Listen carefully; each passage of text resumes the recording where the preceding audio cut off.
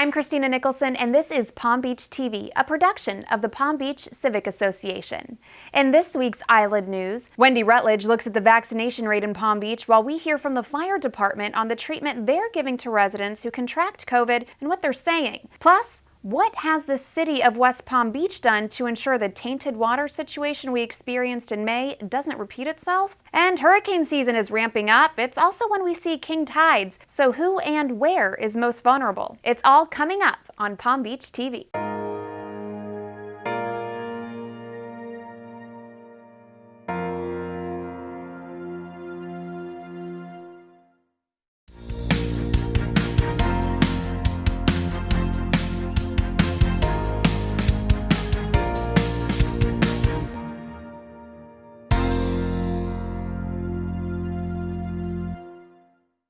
You may have heard that the island of Palm Beach has a 100% vaccination rate. Sounds too good to be true.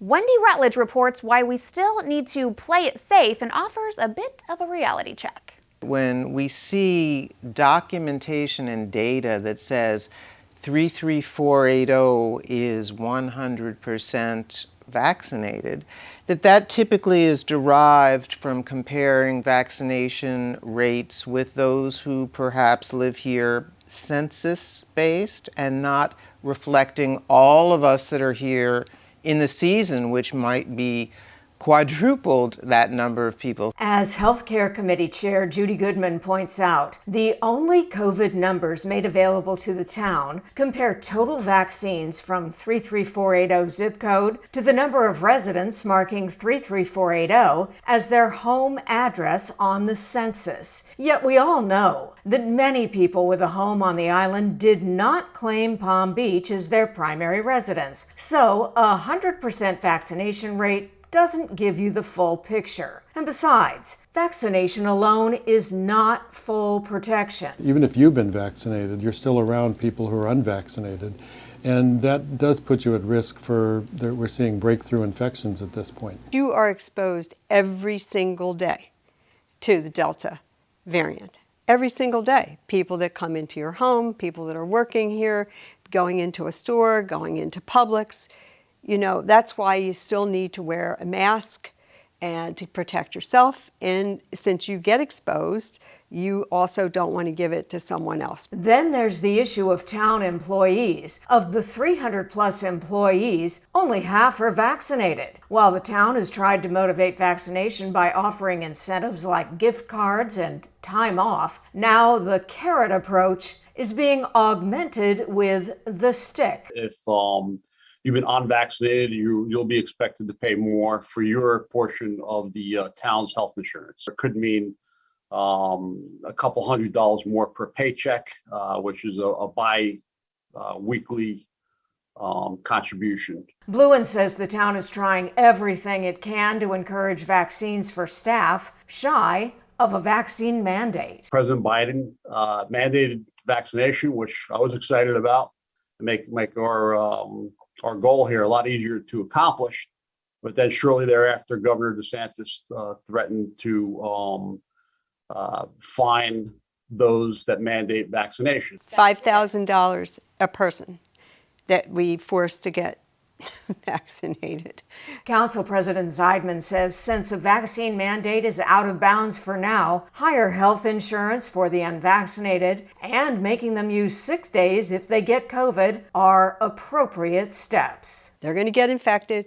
They're going to get sick, really sick.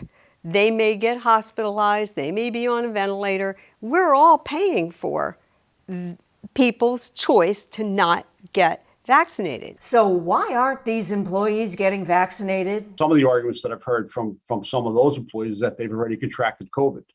And they believe that provides them sufficient protection.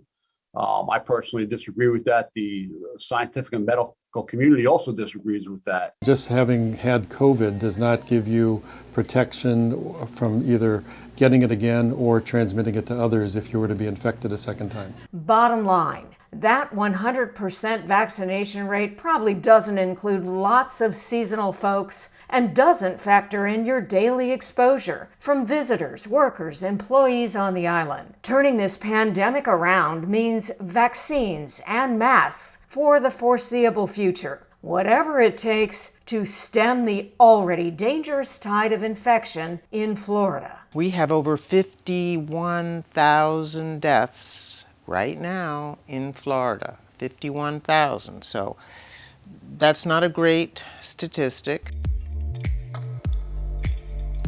More than 24 residents have been given Regenron, and Chief Sean Baker says he's hearing good things. We received about 100 doses. We're just over 30 doses administered just now, which is what we expected with us being seasonal and a lot of people aren't here. The residents and employees that we've given the Regenron treatment to, they've definitely fared well with the program. Definitely the key is to make sure that you are getting this treatment sooner than later, because the sooner that they were exposed or sooner that they started getting a symptom, the better they fared. We are expecting a surge when the residents are coming back. And as I said before, a moving truck just went by and we saw an uptick in people that are getting the Regenron. So when they come back in town, we're prepared for the surge. We really want to stress to everyone that the Regenron treatment is a temporary treatment for treating COVID-19. Vaccination is the key to preventing long-term negative outcomes from it. For more on the Regenron program, save this number, 561-227-7092. Switching gears to water, the town engineer took a look at West Palm Beach's battle against water contamination. In the spring, clean and safe water in Palm Beach was hard to come by. That's because cylindrous permipsin, a toxin produced by cyanobacteria, formerly known as blue-green algae, was detected in the drinking water from the city of West Palm Beach's water treatment plant. It took the city of West Palm Beach more than a week to alert the public, with possibly dangerous consequences. I am one person that I have no idea how long this poisoning is in my body. I'm not a scientist. I'm not a doctor. I'm not a water expert. I'm the owner of a boxer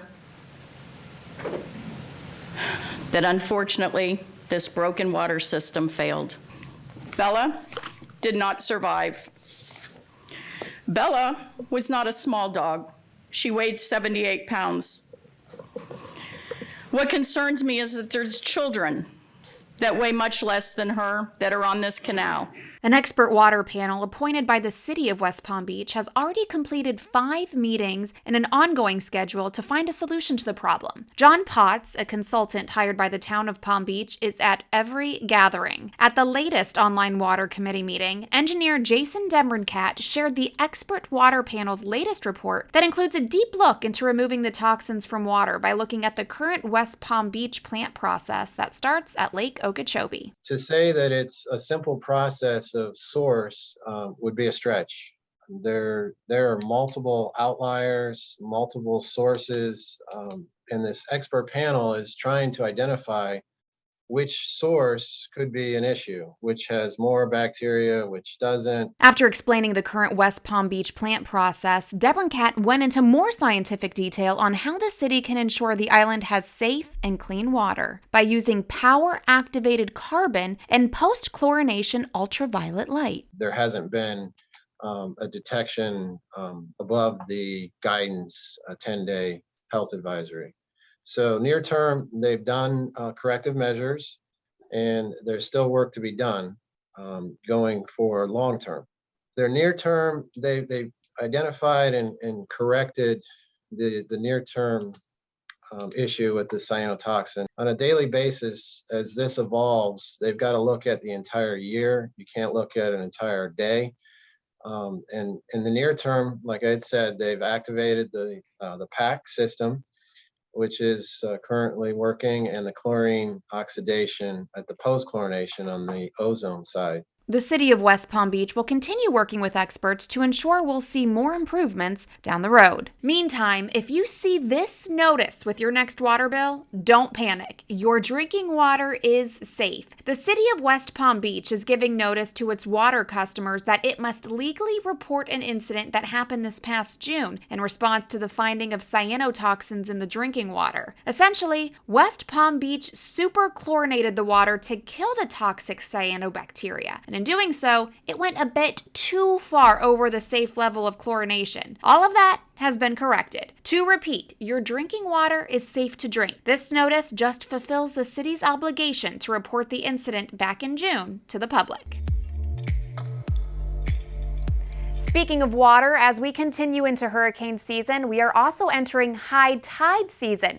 So what does that mean for residents? Well, we spoke to some experts to find out. Even though we haven't felt it down here in South Florida, it's been a very active hurricane season. WPTV News Channel 5 meteorologist James Weiland says there have already been 19 named storms. And no, as we head into October, we're not out of the woods yet. Even though the peak of hurricane season is September 11th, 60% of our landfalling hurricanes here in South Florida happen after September 11th, and a lot of them are in October. So the upcoming month of October is still very busy here in South Florida. While we continue to monitor the tropics, we are also telling you what to expect when the highest of high tides roll in this fall. October 5th through 11th, 20th and 21st, November 3rd through the 9th, and December 2nd through the 7th. The highest one here, you can see this one is going to be November 3 through the 9th. And that's going to be the highest high tide for Palm Beach. And that's going to be a high tide of 4.3 feet when normally it would be around 2.8, 3 feet or so. If you have property located right on the water, Weiland says to invest in sandbags. I know that sounds primitive, but they do make, I go to the hurricane conference every year, and they surprisingly make just these more high-tech sandbags that are super light. You put them down, they absorb the water, so they grow really big. They seal each other off. I mean, it's amazing the technology they have now. Stay with Palm Beach TV for the latest on hurricane season updates and that high tide schedule. And mark your calendar. The Palm Beach Civic Association will return next year to the Breakers on February 28th for our annual award breakfast, sponsored by Florida Crystals. We hope you'll join us for a Monday sit-down with Willie Geist, host of NBC's Sunday Today, featuring his memorable interview segment, Sunday Sit-Downs. Save the date and contact us at 561-725-4006 for table reservations and ticket sales for the Civic Association's only fundraiser of the season. Thank you for watching Palm Beach TV. If you enjoyed this newscast, make sure you share it with your friends, families, and colleagues. Don't forget to follow us on social media and join our email list so you don't miss anything happening around the island. This has been Palm Beach TV, a production of the Palm Beach Civic Association, where membership matters.